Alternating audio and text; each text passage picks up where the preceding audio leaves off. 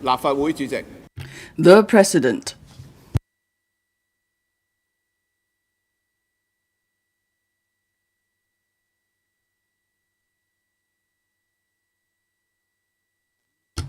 Members, please remain standing while the Chief Executive enters the chamber.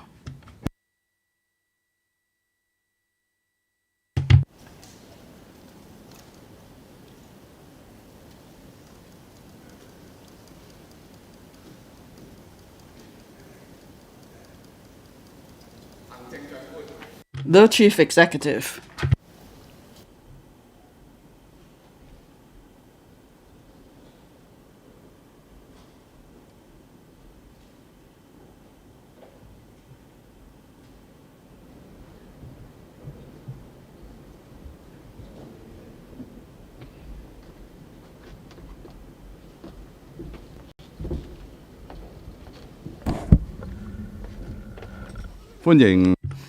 Chief Executive, welcome to the meeting. The Chief Executive will first address the Council. President, members,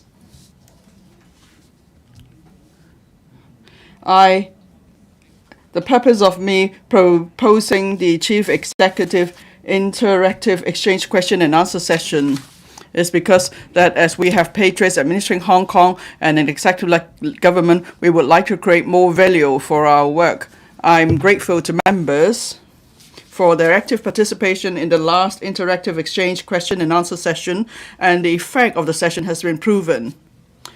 It was an opportunity for me to directly hear your views that will help me to consider my governance better. At the last session, we consider the core of the spirits of the two congresses as well, two sessions as well as the 20th National Congress report.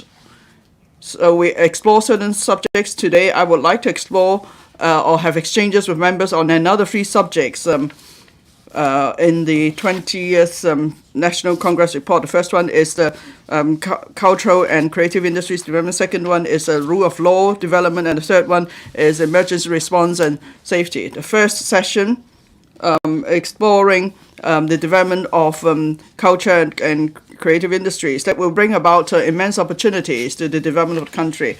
The report, the 20th report, proposes building cultural confidence and strength, so that we could enhance our creative capacity. The Hong Kong is positioned as the East-West Center for international cultural exchange, so that will allow Hong Kong to take part in the development of the country in this respect, and we could also make our contribution. It will allow us to leverage on our advantage to further promote our cultural confidence and strength. So this is of crucial importance to the development of Hong Kong. The second session is rule of law, talents, and also the emergency response and safety.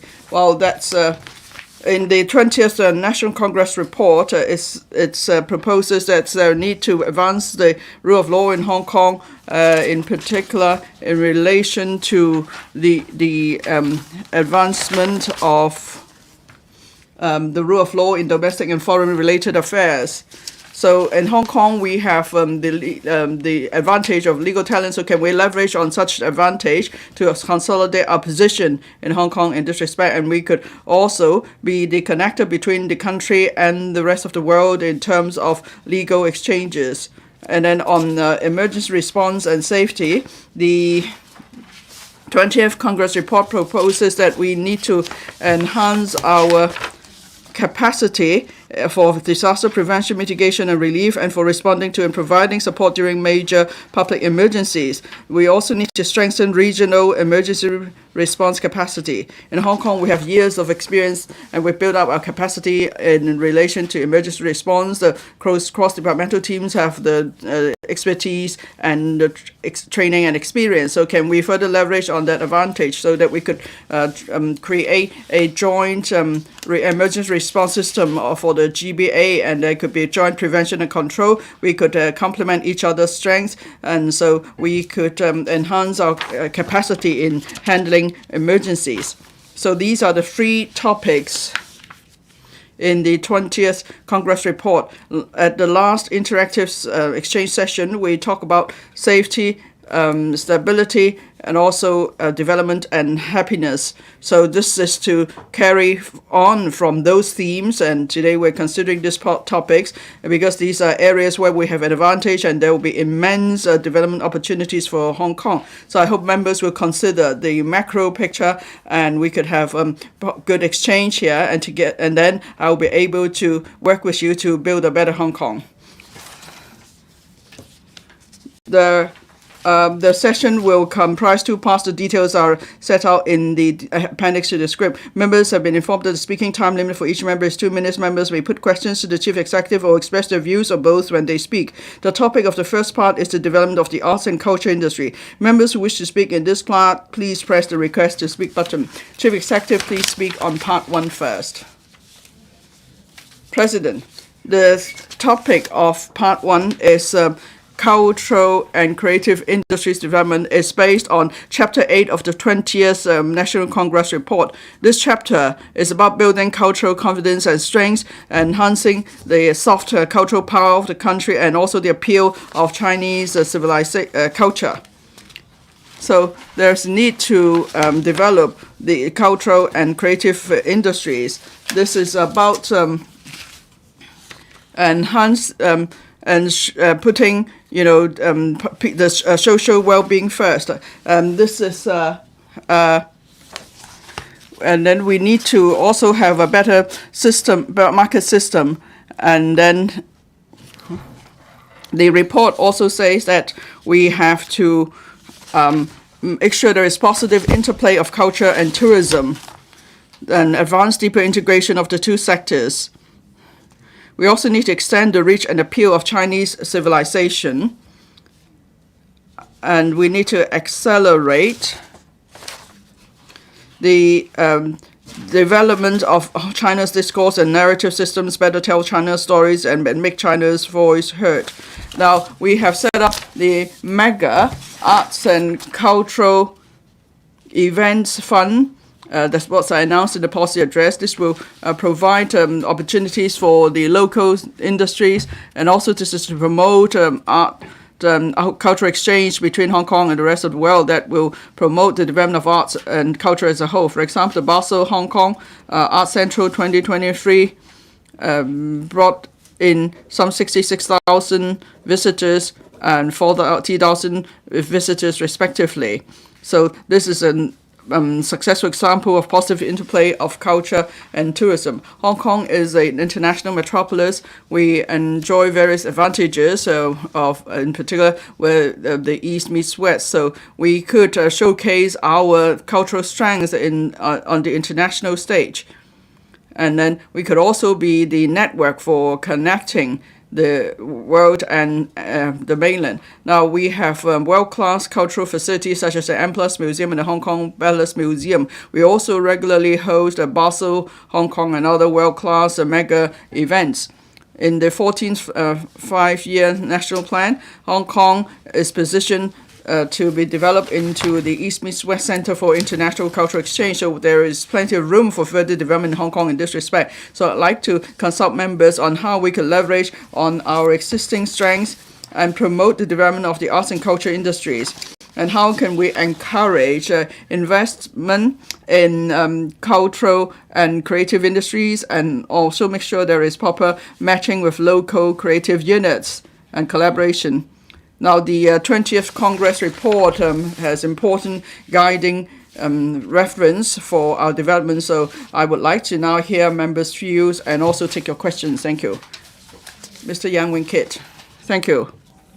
In the 1980s and 90s, Hong Kong was the pop culture center. Our music, our films and TV drama series had much influence on the whole of Asia. In fact, this pop culture remains influential. Now, after the resumption of normal travel, a number of concerts were held in Hong Kong. I attended some of these concerts. These were concerts that were very popular among people in Asia. I saw many people coming from all parts of Asia to Jackie Jones concerts and so on. Some actually went on the ferry wheel to watch the concert. So we do have such an advantage here in Hong Kong. Do we have any strategies, and do we have the funds for promoting concerts held by singers who have influence around Asia in Hong Kong, and so they could hold concerts in Hong Kong? Thank you. Mr. Rock Chen. Oh, sorry, you like to reply first? Yes. For concerts, they're important for promoting art, culture, and also tourism. Now I see there are various concerts held in Hong Kong, in neighboring places. They're very popular in Hong Kong. We also have our own strengths, but of course we need to do more in terms of venues. In the policy address, I mentioned that we have a plan to develop our hardware.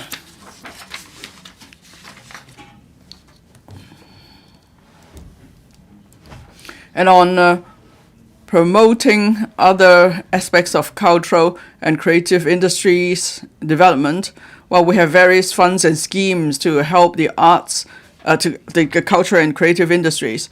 For example, for films, we have the Film Development Fund. There are also the Create Smart schemes to promote creative industries. So we have regard to the needs of different cultural sectors, and there are policies and subsidies for them. Now, on the promotion of culture, and in particular, on the promotion of creative industries, how can we further promote this industry? How can we support the development of this industry? This is why I'm here.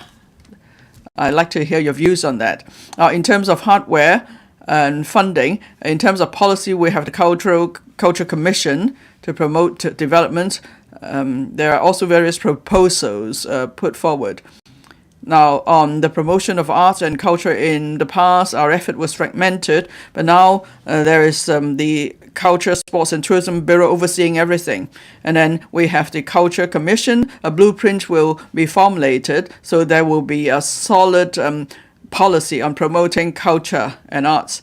So please give us your views so that we could enrich the content of the blueprint.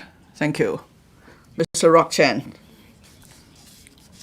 The West Kowloon Cultural District has world-class arts and cultural facilities, so we should make good use of that. We should invite international brands that have large collections of treasures and relics, and then they could come and stage exhibitions at M+ and Hong Kong Palace Museum. And then we should also host major functions. For example, Cartier held something similar some time ago in Hong Kong.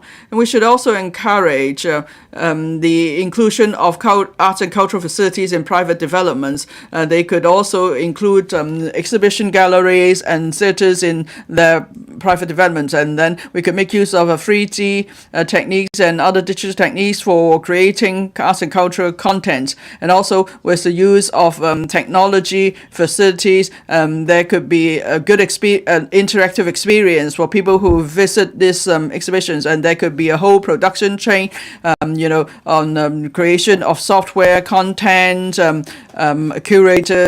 curation, and everything. And then we must not forget that we must also promote local Chinese culture.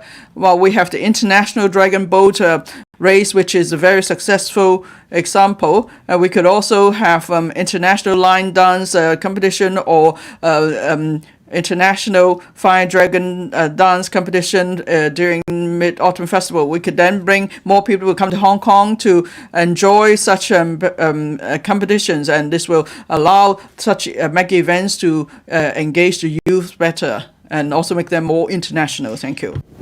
Mr. Vincent Zhang. Thank you, Chief Executive. Last year, in your policy address, you launched a 10-year blueprint for development of cultural and arts facilities. So we will have more venues, and we've also got a mega fund for cultural events. This is a good beginning. Further on, we have to think about development of our creative industries. It is important that we have an industry chain so that we can attract talents, we can expand the audience and attract people to Hong Kong. Now we've got new landmarks for cultural facilities. The renovated Museum of Arts and M+ Museum and Palace Museum in WKCD. Many visitors come to Hong Kong with these new facilities. We've also be hosting the Hong Kong Macau GBA Cultural Festival. So many tourists are coming to Hong Kong. How we can better integrate culture and tourism? Chief Executive. Thank you, President. We need to promote interplay of culture and tourism. So we have put tourism, sports, and also culture under one bureau. The purpose is to create synergy so that they can interplay among themselves. When it comes to cultural resources, we have a rich collection in Hong Kong. For instance, as mentioned by Mr. Zhang, we have the WKCD with M+ Museum and the Palace Museum. We attract loads of tourism to Hong Kong. Now for the Palace Museum, over 1 million visitors have come to Hong Kong, and we are moving towards 3 million. Apart from these two landmarks in Hong Kong, we have also got other museums which are important in promoting history and culture. On various fronts for tourism and culture, we should make good use of our own brand name events. Very soon, we are going to host the Hong Kong Film Art, Hong Kong Performing Arts Market 2024. And very soon, we will have a GBA Cultural Festival. Hong Kong is the host city. We can enrich the content, and they can advertise Hong Kong, and for sure we can merge tourism and cultural activities. We've got new itineraries. We have got eco-tourism. We have rich green resources in Hong Kong. And we've got historical itineraries. For instance, our history in the War of Resistance. And we have our country parks and geoparks. There are also blue itineraries. We can develop on various fronts. We can work together with other cities of GBA. For instance, in the Greater Bay Area. Now, I like Kung Fu. I can go to Foshan and Chiao Chou, and there is the ancient city there. So multi-stopped itineraries can make Hong Kong more attractive. I visited different mainland cities. They are asking for the same. They want Hong Kong to group together with cities in the GBA so there can be multi-destinations in one tour. I think this is worthy of further exploration. We can merge culture and tourism in Hong Kong. We have a lot of attractions in Hong Kong. For instance, Long Zeng and also the walled villages in the northern district, and we've also got historical and archaeological sites. They can all be put together. Mr. Kenneth Fok. Thank you, President. I thank the Chief Executive for the importance he attaches to tourism and culture. Now, I'd like to look at this from another perspective. I discussed with some organizers of Art Basel, and they have the view that Hong Kong can attract international investors to Hong Kong for art training in Hong Kong. Now, Hong Kong is, of course, an important city, and we have also a very comprehensive logistic resources. It is a really rich resource, and Hong Kong cannot be replaced in the short term. Now, for the cultural industry, we need many supporting facilities as a package. So we should develop our strengths and enhance them so that we can have industries out of them. Now, we position ourselves as an 8 international important centers. We are a financial center. I think art financing is, there is plenty of room for development here for the country in terms of tourism, financing, etc. For arts and culture, we can have better art finance. We can relax our listing rules, encourage investment in arts enterprises so that we can have unicorns in the cultural sector. We're also an international INT center. In 2020, the country has got views on strategies for digitalization of culture and arts. In Hong Kong, we mainly focus on developing hardware. Now we can use big data to develop databases of Greater China so that people can use such data for secondary creation, for IP, etc.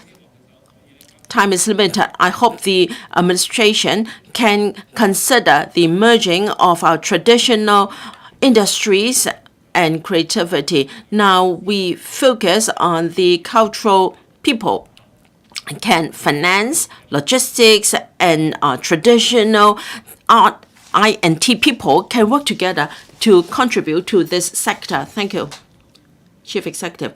I understand that Mr. Kenneth Fok is a member of the Cultural Commission.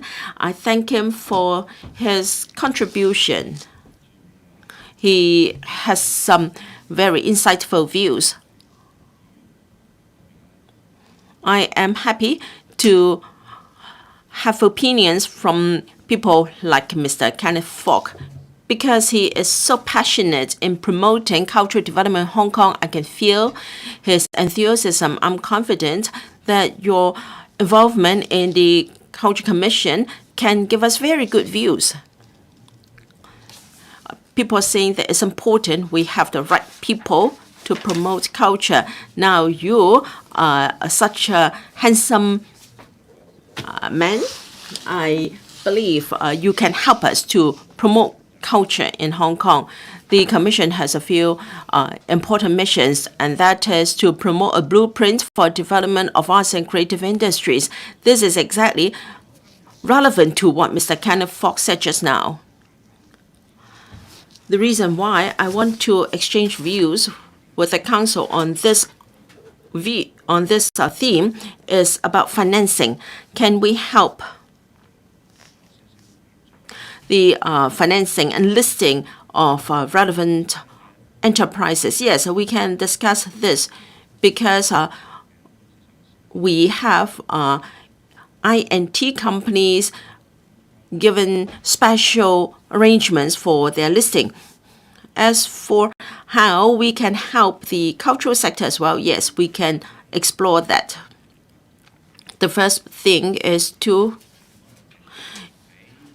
introduce various possibilities of investment so that the business sector and investment company can consider. Because the arts and cultural sector is very different from other industries. It is so rich and so diverse. And enterprises can grow from a small company, from a solo operator, from a single creator. And if we just consider listing facilitation for them, perhaps it is a bit premature, but we should see how we can match the business sector or investors with our arts and creative people. How can we make good use of our investment fund? We will focus on strategic industries. And for diversity development, we have another approach, and we should also safeguard intellectual property rights. Everyone attaches importance to their IP rights. After creation, they want to safeguard their rights and further development. So we have a platform. We have an international authorization platform. Under the Trade Development Council, We've organized various exhibitions to allow the business sectors to match with arts creative people, and we can strengthen our intellectual property platform. We can enhance our strength in the promotion of arts and culture. As regards whether we need the coordination of the chief executive, the CS4A or deputy CS4A, well, if need be, that can be done. Whether it should be a permanent structure waits to be seen. We have standing organizations chaired by the CS4A or the deputy CS4A. For instance, we have set up a task force for enhancing district governance. That is a standing body. But also we have ad hoc bodies. For instance, to ban the import of seafood or products from Japan due to their discharge of radioactive or wastewater into the sea. Well, such work is being coordinated by the Chief Secretary for Administration. It is important that we have ownership in the community. When people feel that they have ownership, then their drive is strong.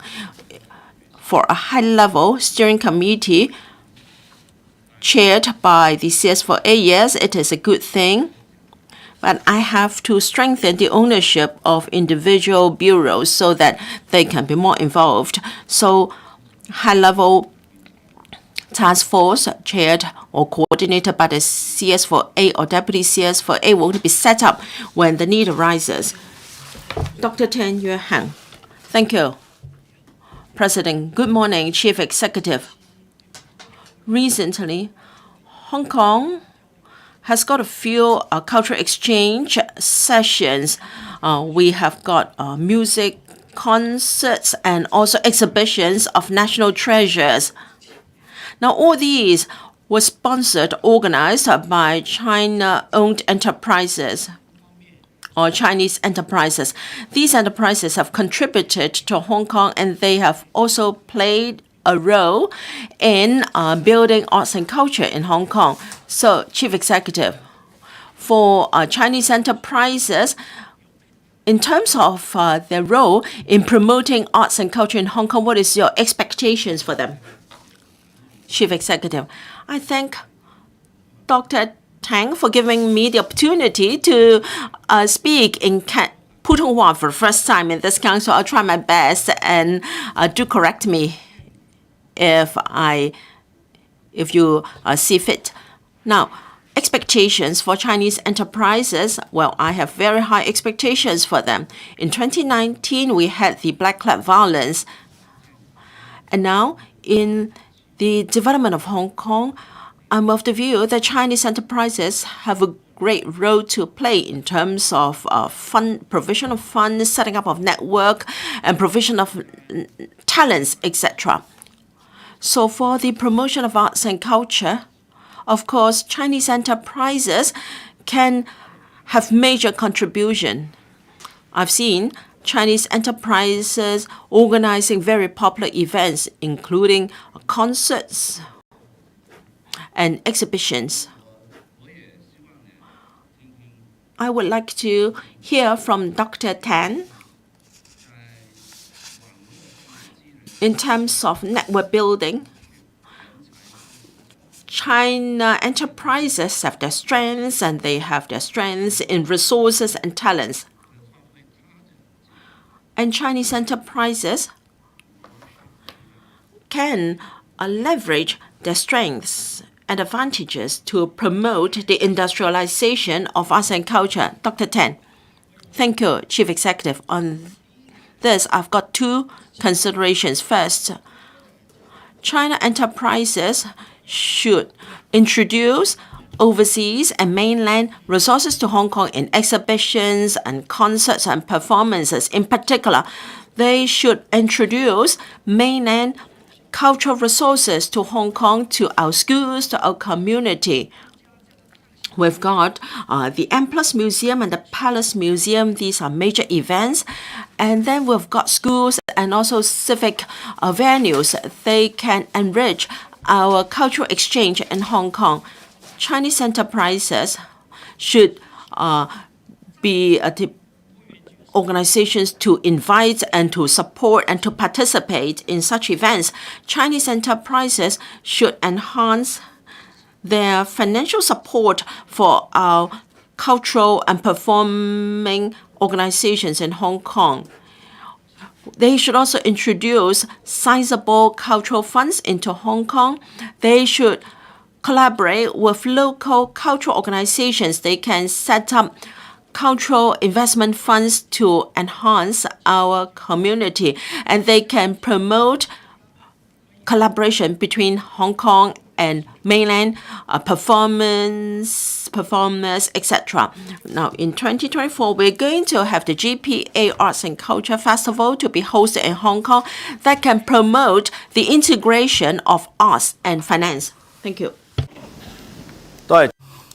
Mr. Kwok Wai Kung. Thank you, President. Good morning, Chief Executive. Now, the policy of importation of labor affects each and every sector in Hong Kong. So I believe I can raise this issue in relation to any industry. Now, before you consulted 89 groups on expanding the talent list, but then you did not consult a single labor union. It's the same case when you consider other importation of labor policies. Now, the FTU is all for the government development of our economy, and bringing in more diversity into our industry, so there will be more job opportunities for local residents. But now you are importing labor at all levels without any consensus of the labor sector. And also, there has not been adequate discussion in the community, and there's been no consensus among the public. A survey was conducted among frontline clerical and professional staff. 80% of those surveyed are against in expanding the importation of labor scheme and the exploitation of the talent list. Now, they are not objecting to that on the basis principle. They worry that their jobs will be lost, and then companies will no longer train local employees, so there will be fewer promotion opportunities for local employees, and also their wages may not go up. In fact, they may even go down. And they also are concerned that some industries will rely permanently on imported labor, so there's no room for local labor. Now, already it's a fait accompli, so the question is not whether we proceed with such measures, but rather is how we implement these measures properly. We need to make sure that local employees don't have concerns and are not affected. You need to explain your policies better, and also you need to prevent abuses and exploitation. So, Chief Executive, do you agree to what I've said? And also, can you make good use of the role of the labor sector and as a partner of the government, so you will make sure there is proper gatekeeping of these measures? Chief Executive. Thank you, President. Thank you, Mr. Kwok. Well, Mr. Kwok represents labor groups. You want to protect the interests of workers. Of course, I can appreciate that. Me too. I take very seriously the rights of workers, in particular local workers. You mentioned that we need to do better in explaining our policies so people will better understand the issues involved. I would like to take this opportunity to stress a few points. One, labor importation policy must always be based on putting local employment first. And also, the wage must not be lower than the median wage. This is to protect the income of local workers. And thirdly, we must enhance training of local workers. Now we have increased the number of places for training and other vocational training. And we also need to make sure that there's a levy on every imported worker that will be used on training of local workers. So we take very seriously the training of local workers. And another point is that now we are only importing labor that meets half of the vacancy, that fills half of the vacancies. We still want to train local residents so we could fill the other vacancies, and the importations is about helping us enhance our competitiveness. And these are just short-term measures. They are not permanent measures. They are supplementary in nature, and there are quota places imposed. For example, for the 26 industries, we will just approve one application at a time. We don't just approve all applications. The Labor Department will be the gatekeeper. And on protecting the rights and interests of workers, both local and imported, that's important. So we have the relevant labor legislation to protect people working in Hong Kong. It doesn't matter whether they are local or imported workers.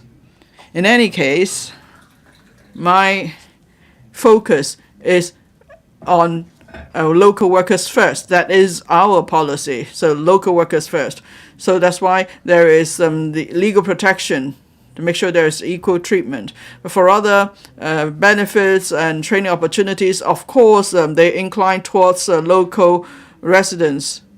I'm very much grateful to Mr. Kwok on the role that local labor unions could play. Now, local unions, of course, take care of the interests of local workers, so you must do your job to see, to make sure that everything is done properly. Now, if there are any abuses, or if someone tries to collect fees unlawfully, or there's any deception involved, and that's non-compliance with the labor legislation, of course, we will not allow that. We'll make sure there's proper law enforcement. But these are short-term measures. Hopefully, they will help to address our labor shortage as soon as possible.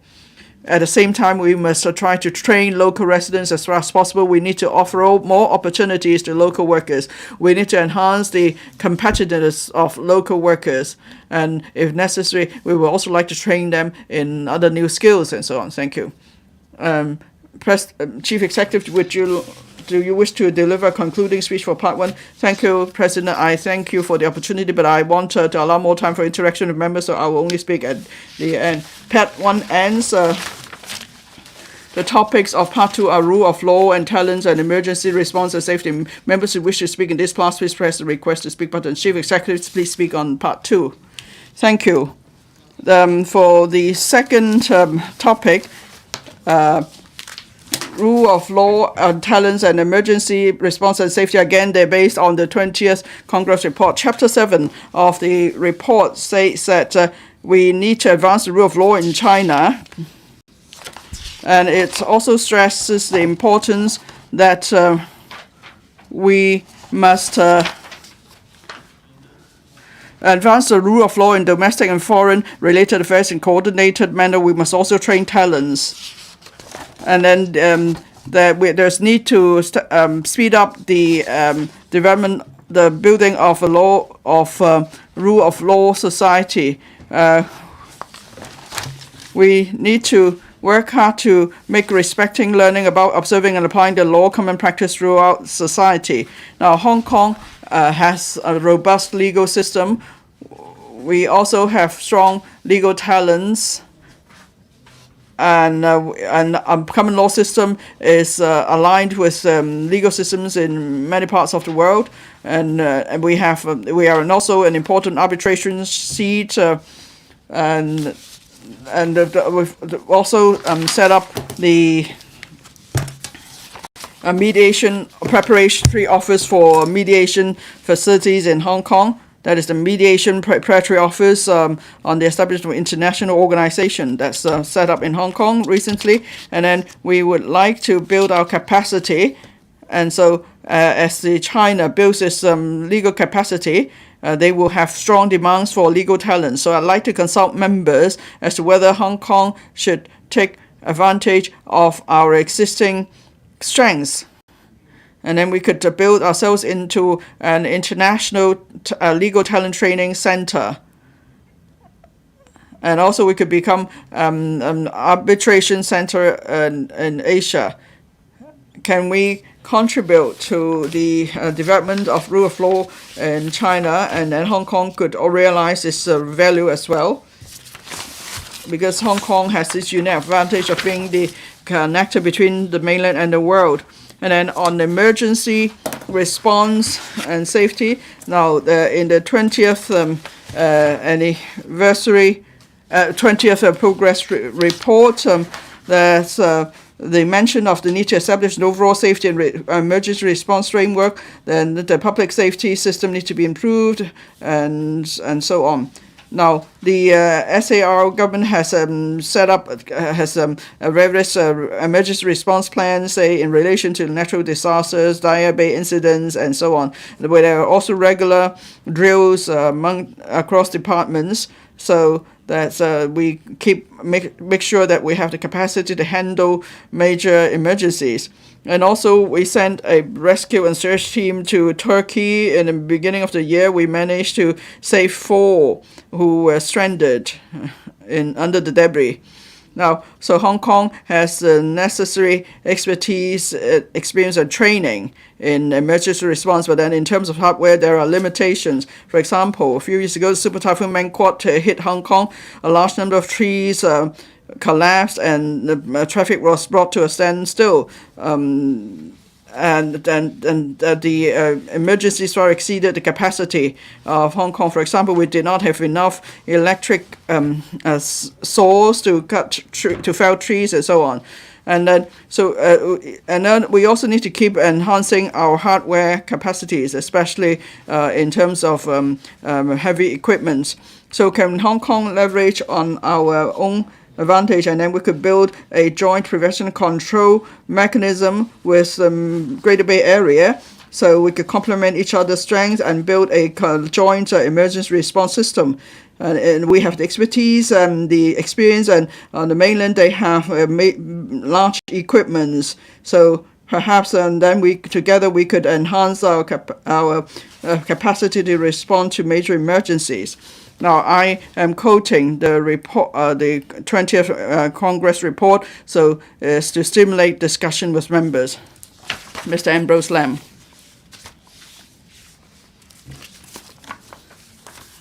Now, I also have considered what Hong Kong can do in promoting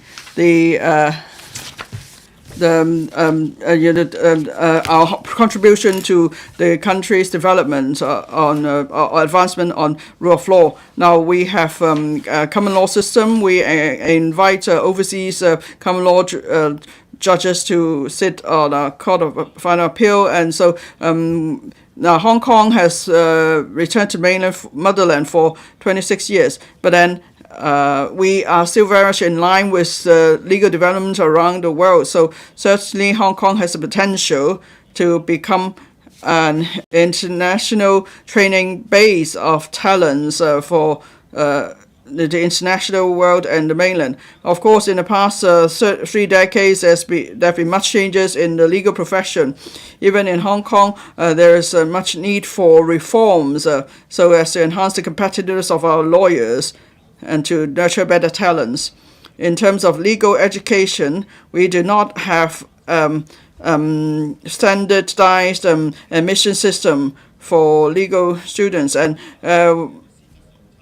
we don't have enough places in universities to train legal talents. Now, we've been in discussion with universities for 2 decades on how we could standardize the admission criteria, but then there's still no result.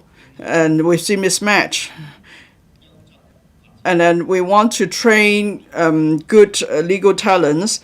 It's not just about university education. We need to have large legal firms that will have the capacity to train graduates into good lawyers.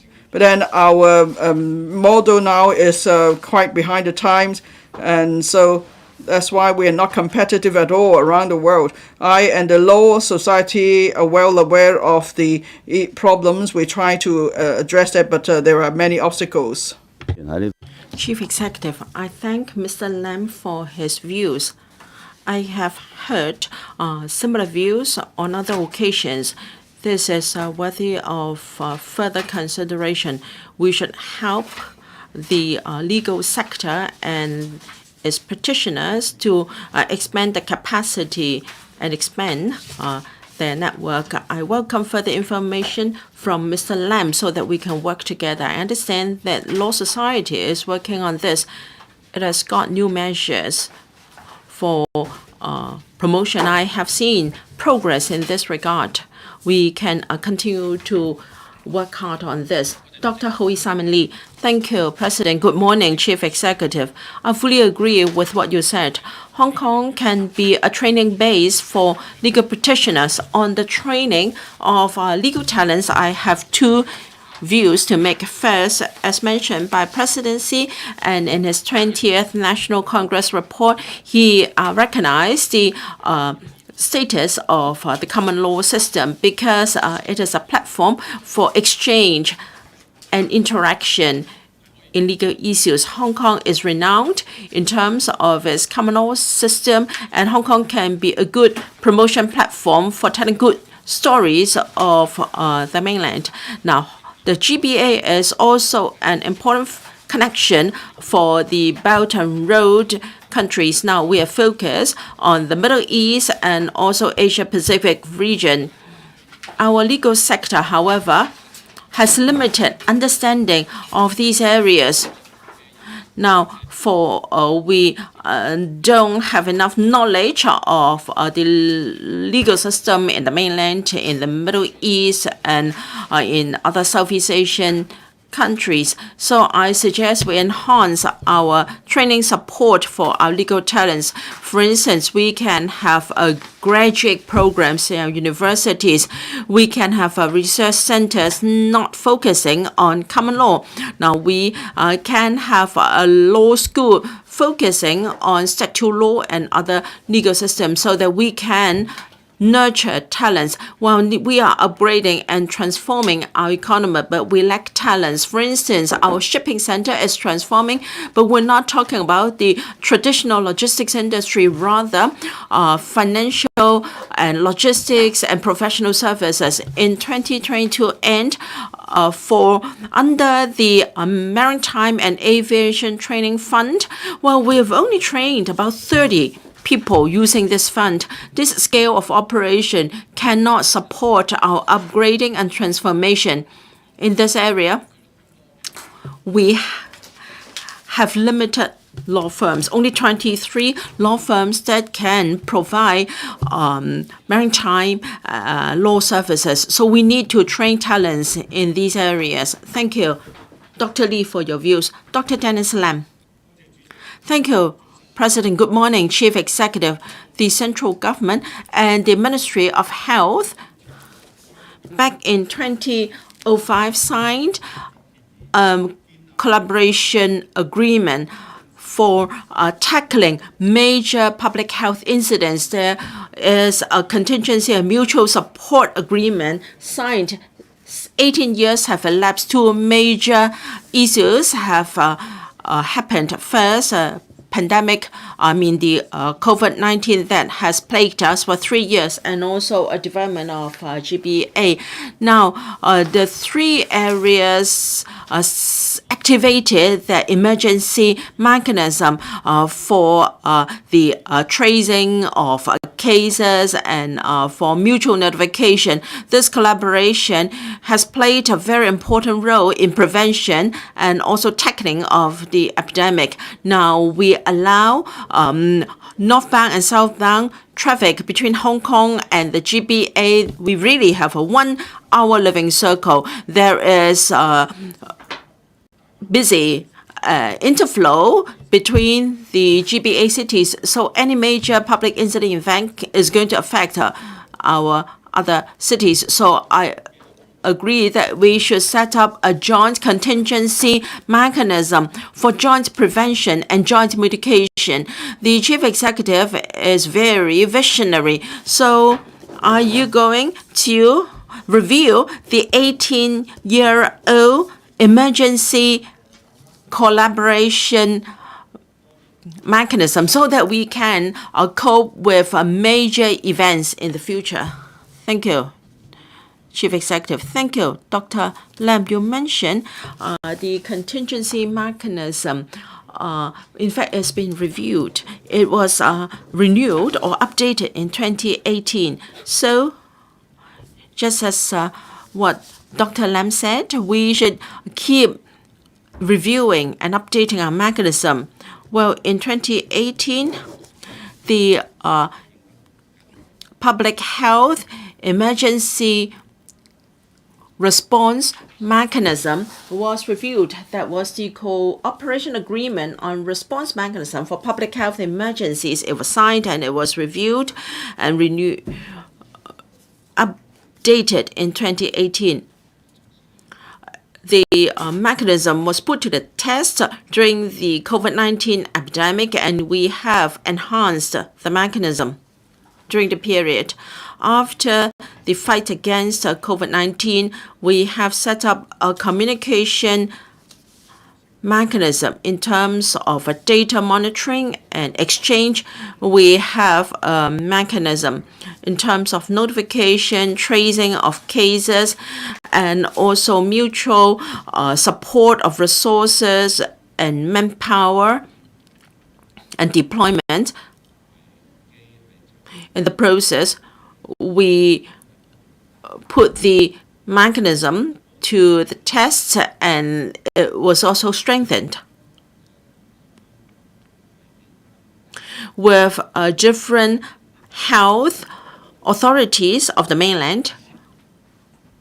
The agreement was useful.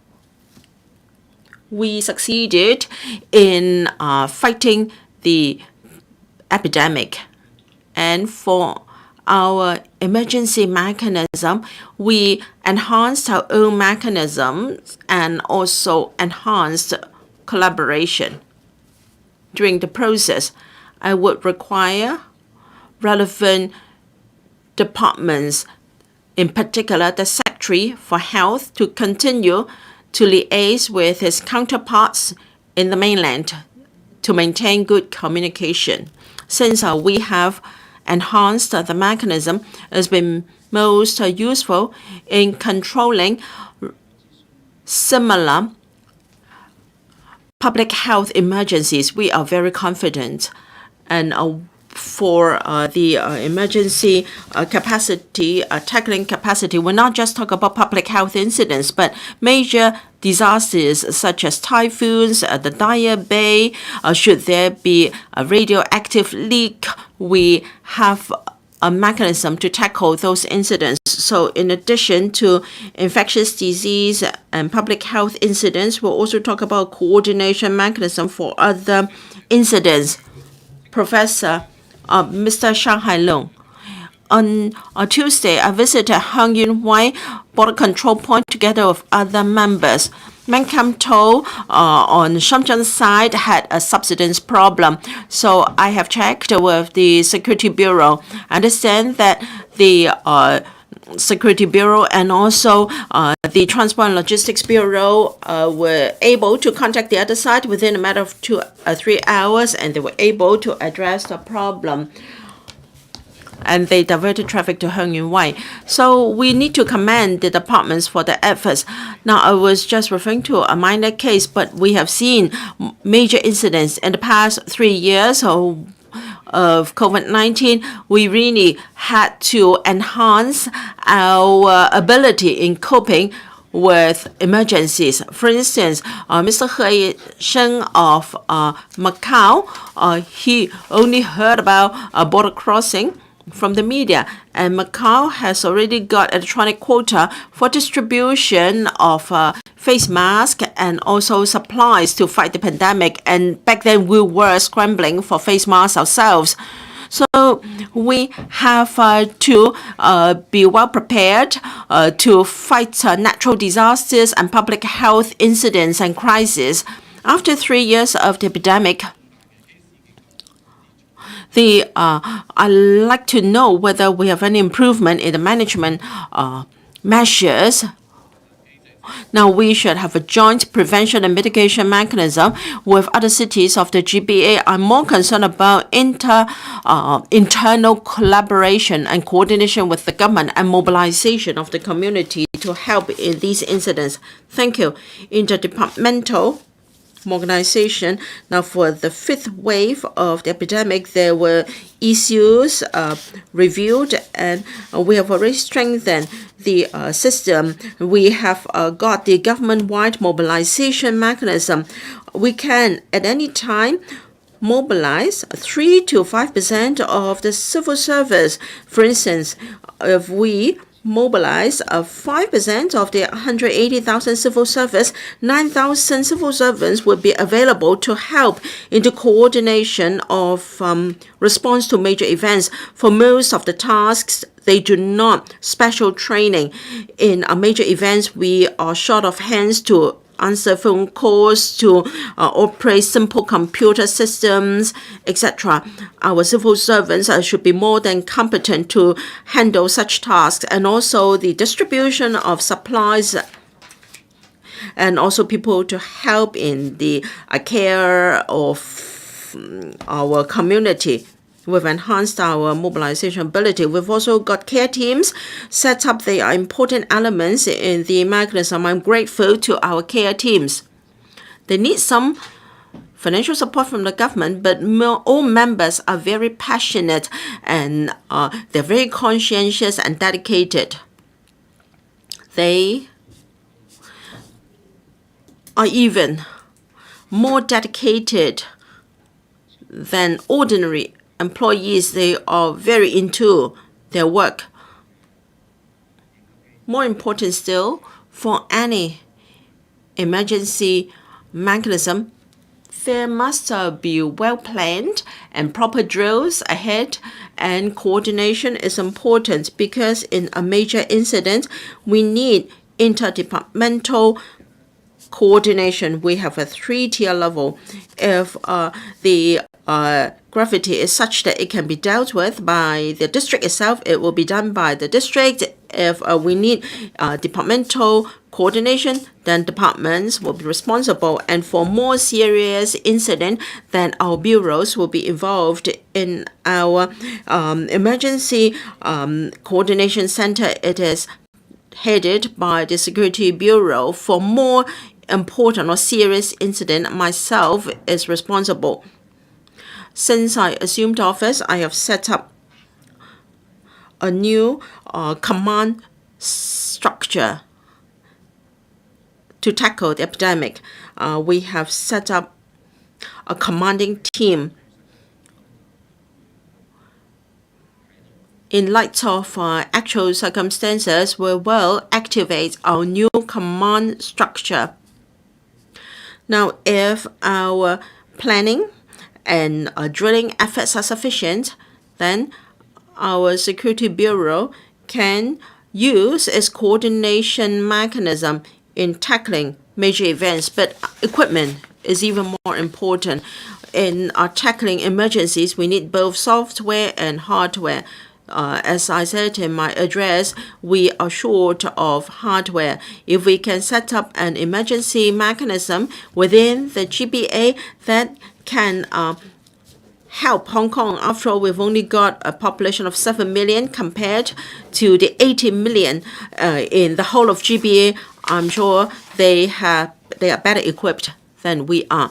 And legal structure is important. We have the emergency regulations. I hope we don't have to invoke them, but all departments and bureaus have their respective powers, and they also be protected in terms of legal consequence and liability. If they act in goodwill, then they will be properly protected by the law. And I'm all ears to members if you have better suggestions for us. Dr. Priscilla Leung. Now, in the 20th report, Congress report, President see that the rule of law is at the core of competitiveness of the country. He talked about rule of law for domestic and foreign related affairs, and also there must be international order maintained based on the United Nations institution. And then there's need to do proper training of legal talents, especially involving foreign related affairs. And Hong Kong plays an important role in this development scheme. It is our honor. Now we have we practice by trilingualism, and then I of course been working for the City University for 20 years. I was involved in the training of overseas judges, especially on international law. Now, many of these judges then would go back to their country to handle international cases. Their dream is to become judges of the United Nations. So I wonder if Hong Kong could also help to train these talents and help them join the selection process for UN judges. Chief Executive, do you have plans for that? Well, we have excellent legal talents. Dr. Priscilla Leung, you have been involved in legal work for decades. Many of the successful legal practitioners were your students, so congratulations to you. So in Hong Kong, we do have an abundance of legal talents. And there are existing mechanisms for civil servants to, be seconded to the UN or other international organizations. These programs have been working very well, and those organizations have actually asked us to extend the secondment of our colleagues at their organizations. That proves that they are doing good work there. Now, if our judges could join any international organizations, of course, I will fully support that. And we've actually read from the news that some mainland judges have also joined UN courts in relation to litigation and appeals. I've asked the Secretary for Justice to do some analysis for me about court rulings in Hong Kong. They were referenced in many court cases outside of Hong Kong. That means that these rulings are of good high quality. So, but my question for Dr. Leung is, you mentioned that in terms of international law or common law, we have an advantage. So how can we leverage further on such an advantage? Apart from benefiting our own legal system, how can we also extend our reach to other parts of the world? Dr. Priscilla Leung. Now, President Xi says that it's important to build good team of legal talents. That's for the development of country in the new era. Now, in Hong Kong, we have 3 renowned law schools. Now, I've been teaching in one of the law schools for a long time. I believe for these 3 law schools, they must bear in mind one country, 2 systems principle and national development, and then they could support the mission of the country, and they can train talents that could contribute to both Hong Kong and the mainland. Now, local lawyers can now sit admission exams in the GPA, and then Hong Kong is the 3rd most preferred arbitration seats in the world. And there is also, of course, the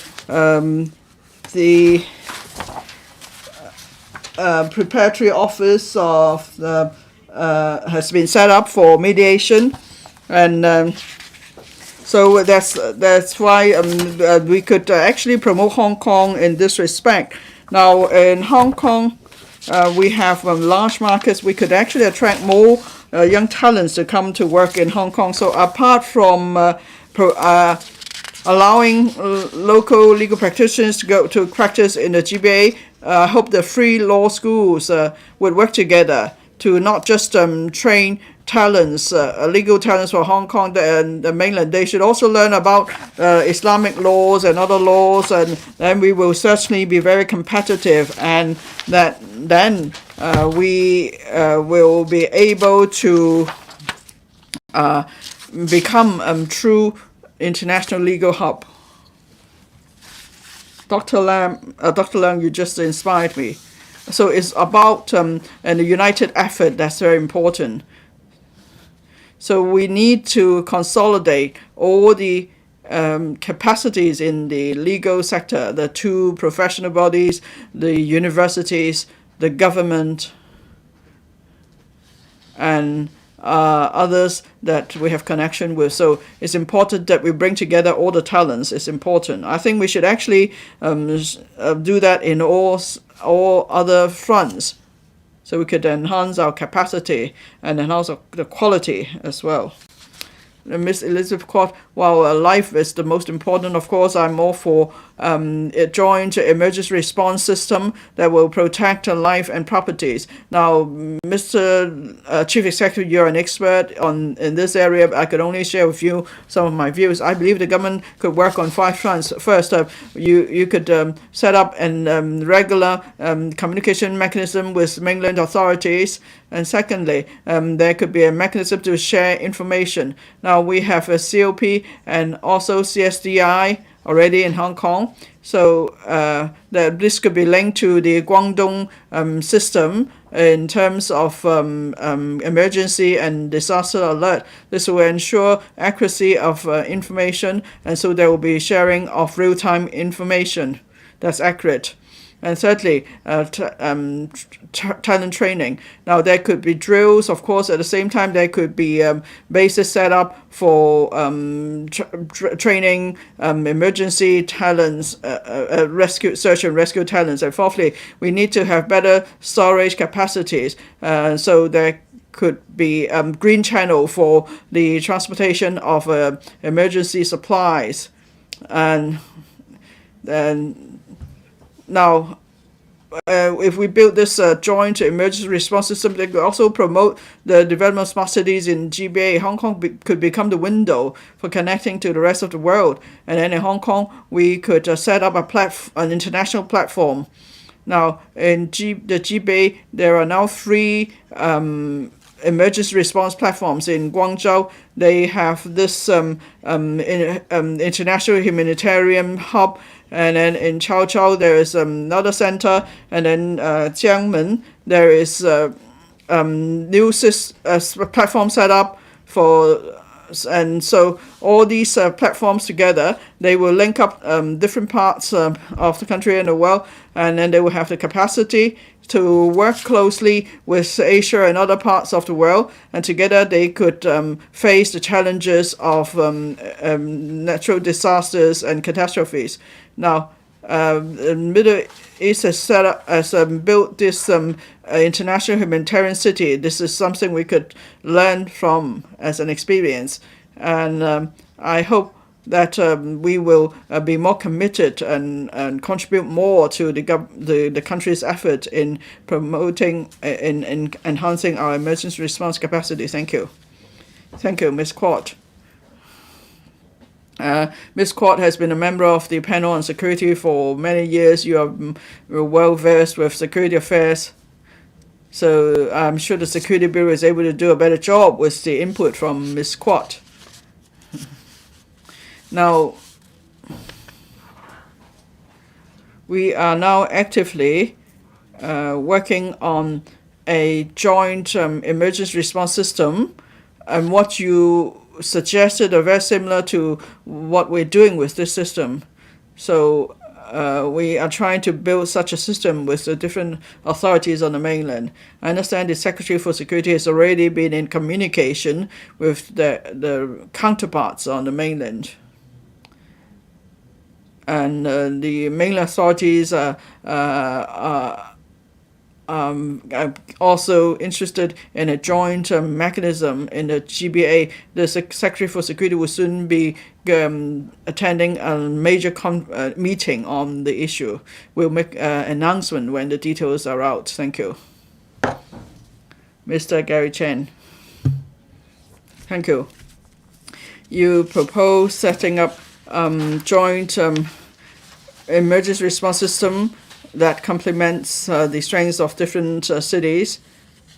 Well, for nuclear incidents or terrorist attacks on the Hong Kong-Macau Bridge, there have been drills.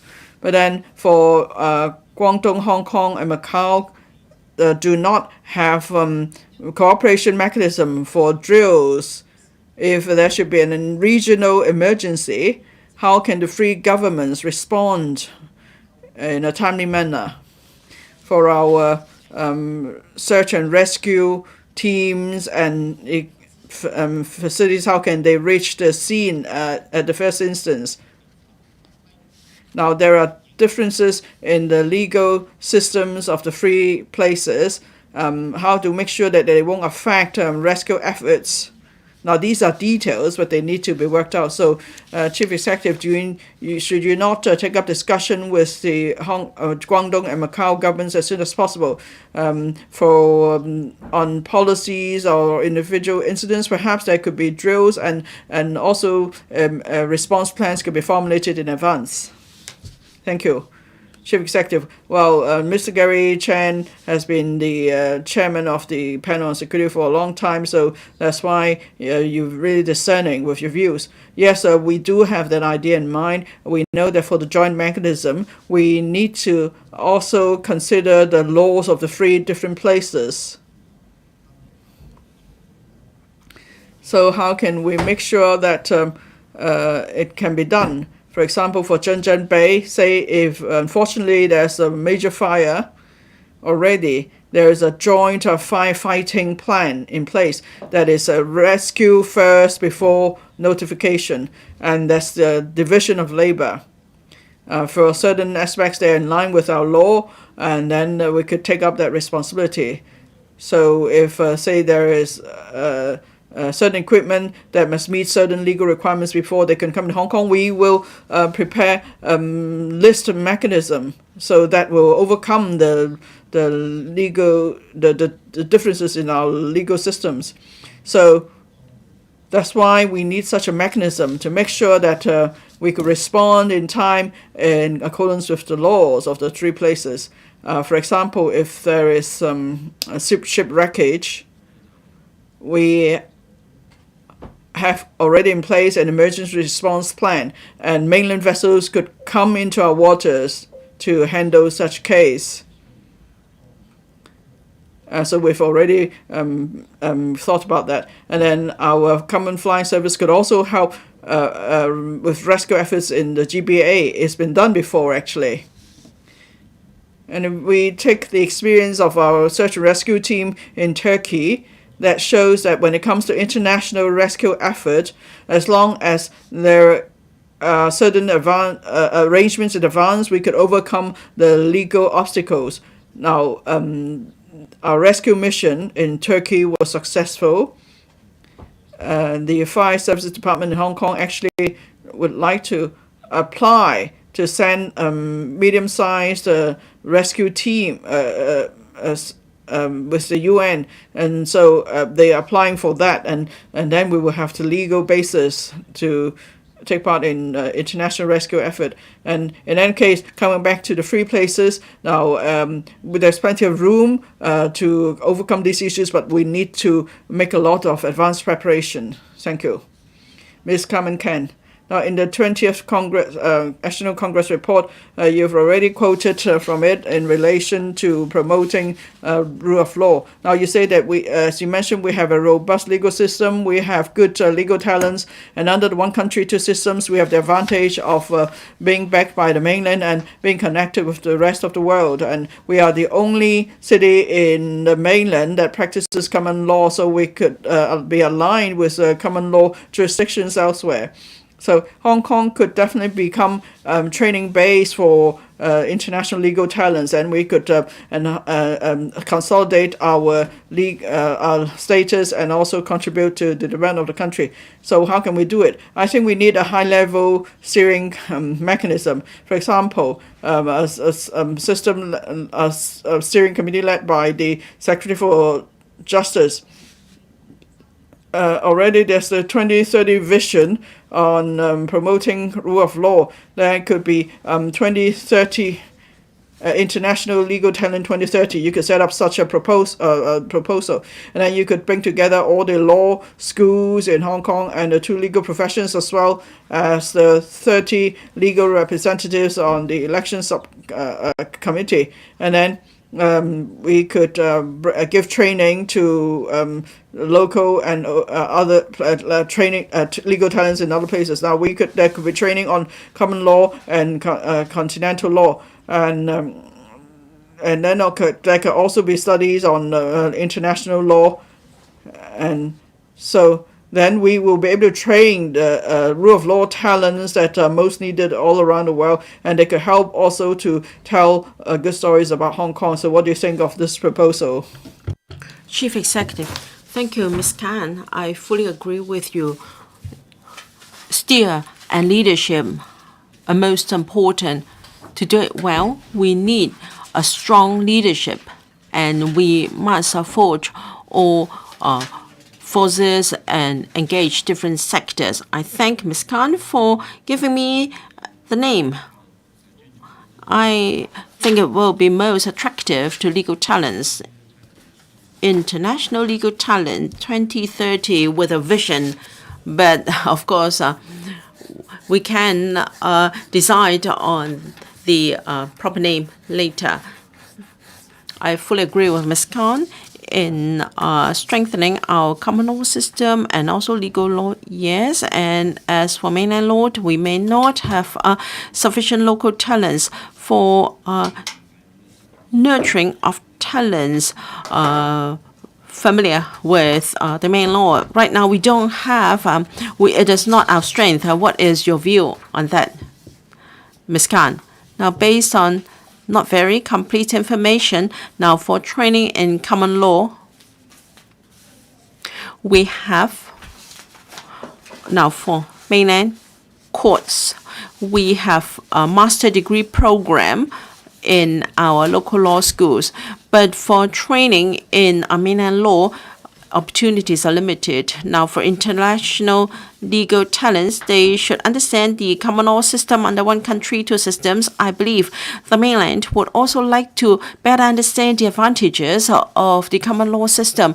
Since we are training international legal talents in Hong Kong, we should enhance our understanding of mainland laws, the commercial and also civil laws, and also laws, intellectual property, and also laws relevant to our position as 8 major international centers in the world.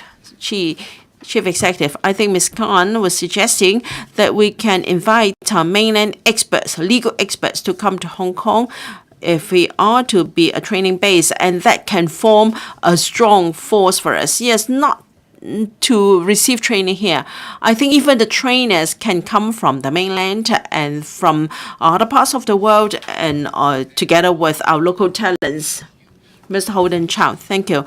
I speak on how we can build Hong Kong into a training center for legal talents. Even before the epidemic, there were foreign ministry people from the mainland who came to Hong Kong to train. Now we have the Asia international law, and so that the Asia and African country can send people to Hong Kong for training, and that is the Asian African Legal Consultative Organization.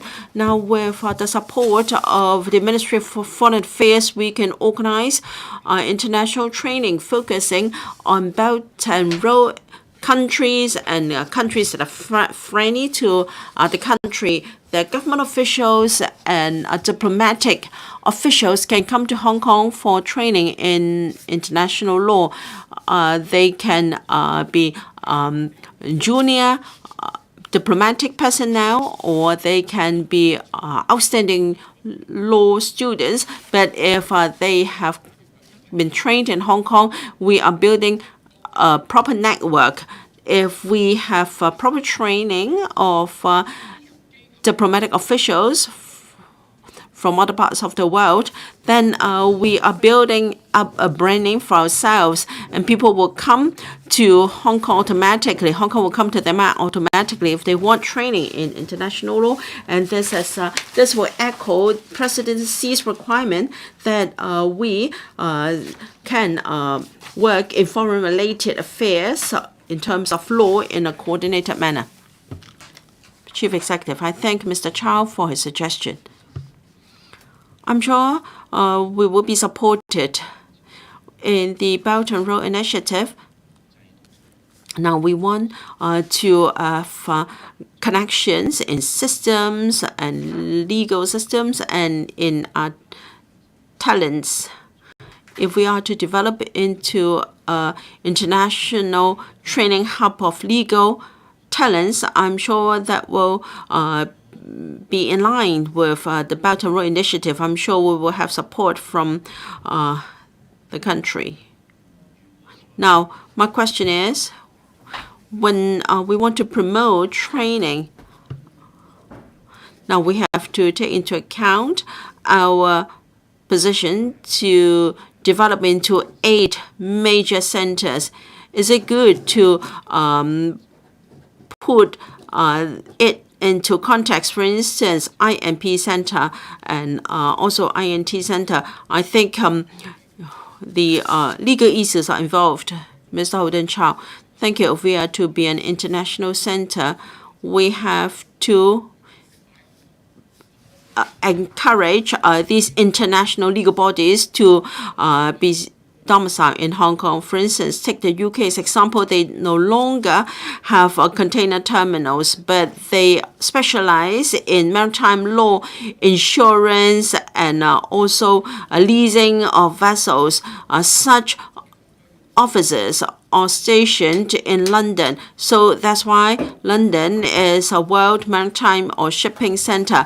There are, we have the Hague Convention, and they've got a branch office in Hong Kong, and UN International Trade Committee. There is a common arrangement with our government, and Mr. Horace Zheng recently visited Italy. Unitrol has got its headquarters in Italy. We invited them to be our main guests during Hong Kong Week in Hong Kong. I got acquainted with them, and our Deputy Secretary for Justice, Mr. Zheng, went to Italy. Hopefully, they can come to Hong Kong to set up an office here. If that materializes, then we can further enhance the status of Hong Kong as an international legal center. We will help in lobbying these organizations. Hopefully, they can set up an office in Hong Kong. Now, these are international organizations. If they can be stationed in Hong Kong, then we can really realize our position as 8 important centers in Hong Kong. Ms. Maggie Chen, on legal talents, I have some suggestions.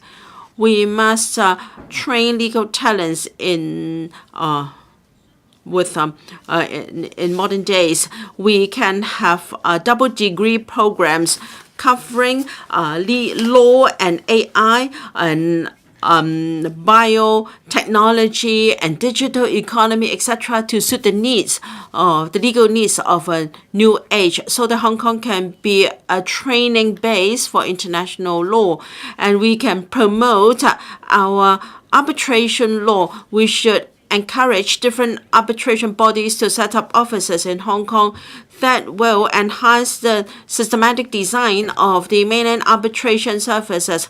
Hong Kong can also give full play to its advantage as an international dispute resolution center, so that we can be a very unique place. We should also unleash the potential of small and medium-sized law firms in Hong Kong. I focus on this sector because in Hong Kong, 90% of our law firms are small and medium-sized.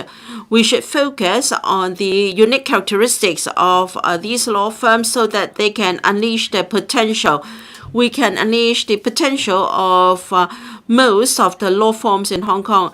I suggest that the government should take the lead and work with the GBA governments, and we should promote interchange and exchange between law firms of the two places so that together they can contribute to the legal setup and structure of the country.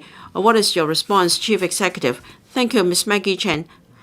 For the first few points you mentioned, including double degree programs and to couple law and other areas, I think this is a very good suggestion. I will consider it very carefully.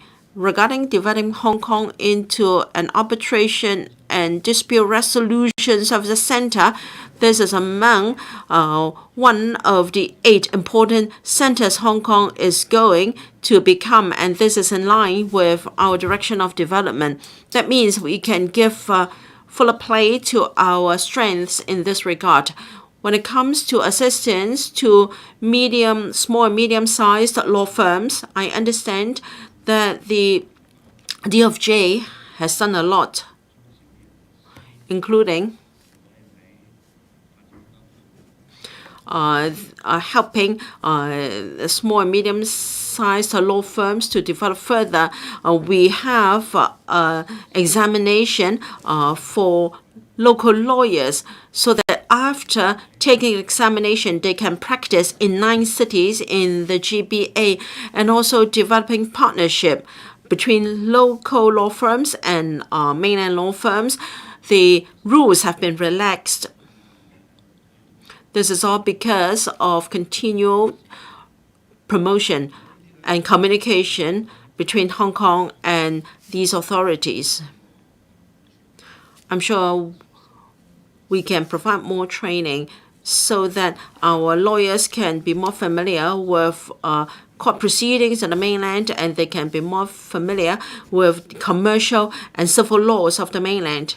This can help small and medium-sized law firms to tap into the GBA market. Ms. Maggie Chen talked about small and medium-sized law firms. Same as small and medium-sized enterprises, the government has got schemes to support them. So whether we are talking about the law firms as well as the work being taken forward by the DFJ, if small and medium-sized law firms fall into the definition of small and medium-sized enterprises, then I'm sure the various subsidies being offered by the Economic and Commercial Development Bureau will still apply. For instance, we have a fund to promote SMEs, and we have a bud fund. We have a financing scheme for SMEs. We have bud fund for them to for upgrade and transform to develop their brand name, etc. We will provide the relevant information to Ms. Maggie Chen. And as for the financing scheme for SMEs, law firms are also qualified to apply under the fund. We are very happy to receive views from the sector because this is our objective, and Ms. Maggie Chen can help small and medium-sized law firms to benefit from those funds. Chief Executive, please deliver a concluding speech. Thank you, President. I'm grateful to members for their views, questions, and also the interaction with me. This is the second interactive exchange session, and now we can continue to leverage the power and value of patriots administering Hong Kong. I'm grateful to members for their views on the 3 issues I have set out for today's session. I will develop these ideas with my team for further administration. My last year of experience tells me that there are three important elements to give full play to the value of patriots administering Hong Kong, and that is we must stand united, we must forge consensus, and we must have a systemic view of the macro picture. Now, in the 20th National Congress report, there is an elaboration. I mentioned that last time there are three major areas. First, there are five important relations, and that is part and the whole, now and the future, micro and macro, the major and secondary conflicts, and special and ordinary relations. And secondly, when we look at things, we must have a historic perspective. We must know the true nature from looking at the phenomenon. That is, we must not be superficial in looking at things. We have to judge from the surface the nature of a matter. For instance, donation of organs. We have seen a spate of withdrawals, but after investigation, there were a fake withdrawals. So from this phenomenon, we know the nature. People may be using this to stir up conflicts in society. And thirdly, we must look from a strategic perspective. We must innovative and we must have a bottom line thinking. I hope when patriots administer Hong Kong, we must grasp this important five relations. From the phenomenon of a matter, we should find out the nature of the matter. We should use innovative ideas and have a bottom line thinking so that we can build a better Hong Kong. Thank you, President. Thank you, members. The Chief Executive's interactive exchange question and answer session ends here. The Chief Executive now leaves the chamber. Members, stand up, please.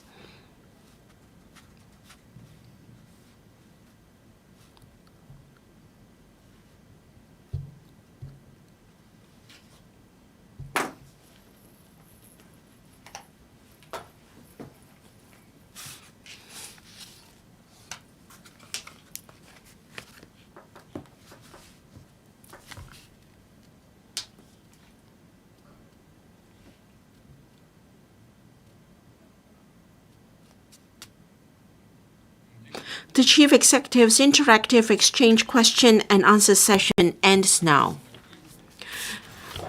Council sitting now resumes. Mr. Lau Kok Fan.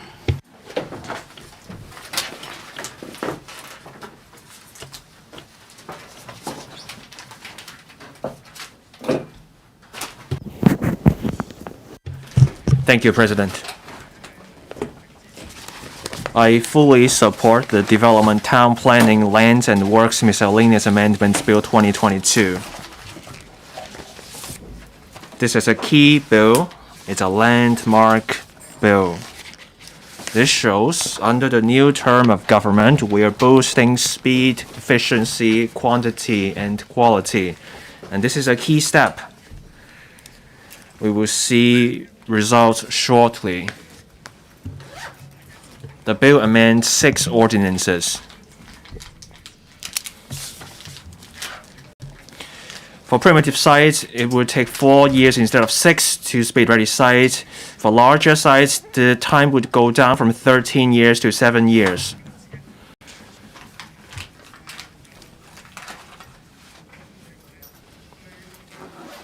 If this bill cannot be passed,